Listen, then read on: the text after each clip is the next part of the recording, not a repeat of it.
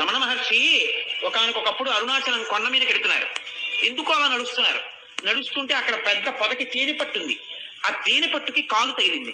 తేనెటీగలు లేచి కాలు కరుస్తున్నాయి. ఆయన చూశారు. వెంటనే ఆయన కర్ర పట్టుకుని ఇలా వెనక్కి వాలి ఆ కాలు అలా వదిలేశారు. వదిలేస్తే తేనెటీగలన్నీ వచ్చి ఆ కాలు పట్టుకుని శుభ్రంగా పీకేశారు. కాలంతా తేనెటీగల యొక్క ముళ్ళు విరిగిపోయి. విచిత్రం ఏమిటో తెలుసండి, అవి ఇంకెక్కడా కొట్టలేదు. ఆయన దిగలేక దిగొచ్చారు. ఆయన దగ్గర ఒక వ్యక్తి ఉండేవాడు. ఆయన చూసి, భగవాన్ ఏంటి ఆ కాలు ఇంత వాచిపోయిందన్నాడు. ఇది తేనె పట్టుని తగిలింది. వాటి ఇంటిని పాడు చేయడం దీనికి తప్పు కదా, అందుకని ఇది శిక్ష పొందాలని వాటి దగ్గర వదిలిపెట్టాను. అది శిక్షించే, అది బాధపడతాం, అది నిప్పిడతాం, అది వాచిపోయింది అంటే ఆయన ఈ తప్పు చేసినటువంటి కాలుకి సాక్షి, దానికి శిక్ష వేయించారు. అప్పుడు ఆయన ఈ ముళ్ళన్నీ